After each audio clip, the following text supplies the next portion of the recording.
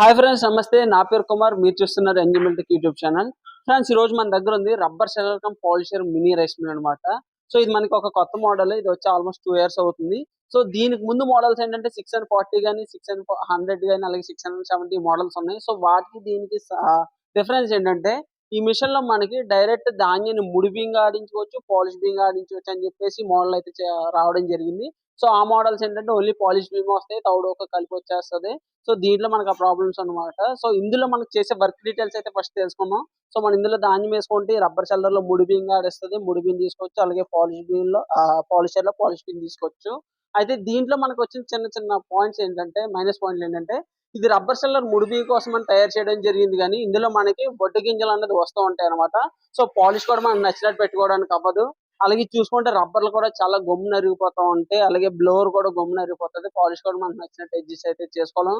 So మనం first రబ్బర్లు అనేది గమ్మున అరగకుండా మనం చిన్న మోడిఫై అయితే చేయడం జరిగింది. బ్లోవర్ కోసం కూడా గమ్మున అరగకుండా మోడిఫికేషన్ చేయడం జరిగింది, పాలిషర్ కూడా. నెక్స్ట్ వచ్చి ముడి బియ్యంలో వడ్డు తీయడానికి మనం సెపరేటర్ ప్లాంట్ అయితే తయారు చేయడం అయితే జరిగింది. సో ఇందులో మీకు నచ్చిన పాలిష్ అయితే పెట్టుకొని చేయొచ్చు. సో వీటి కోసం మనం చాలా వీడియోస్ చేయడం జరిగింది. అయితే దీంట్లోకి వస్తే మార్కెట్ లో చాలా మంది మోడల్ తీసుకొని వాళ్ళకి నచ్చినట్టు ఆడించుకోవడానికి లేక సో ముడి బియ్యం వస్తున్నాయని చెప్పేసి వీడియోస్ చూస్తారు, పాలిష్ బియ్యం వస్తున్నాయని వీడియోస్ చూస్తారు. సో వాళ్ళ ఎక్స్పెక్టేషన్స్ తగ్గట్టు ఈ మిషన్ వర్క్ చేయక లేదో మిషన్ ఆడుతూ అలా ఎగ్జిస్ట్ అవుతున్నారు అంతే. సో అలా మన దగ్గర చాలా మంది కస్టమర్స్ వచ్చారు. సో ఇందులో ఉన్న మైనస్ పాయింట్స్ అన్ని కూడా మనం మోడిఫికేషన్ చేసి మనకి కస్టమర్ చేతులు అయితే పెట్టడం జరుగుతుంది.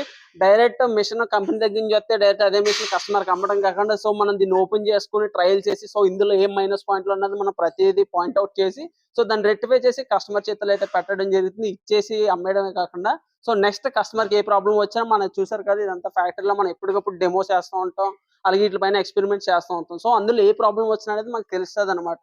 సో ప్రతిదీ కస్టమర్కి మనకి రీసాల్వ్ చేసి అయితే ఇవ్వడం జరుగుతుంది. ఇలా మన దగ్గర వెళ్ళే రబ్బర్ షెల్లర్ కాకుండా చాలా మోడల్స్ అయితే మన దగ్గర ఉన్నాయి. వాటి యొక్క వివరాలు తెలుసుకోవాలనుకుంటే స్క్రీన్ మీద కనిపిస్తున్న మా ఫోన్ నెంబర్ ఫోన్ చేయండి.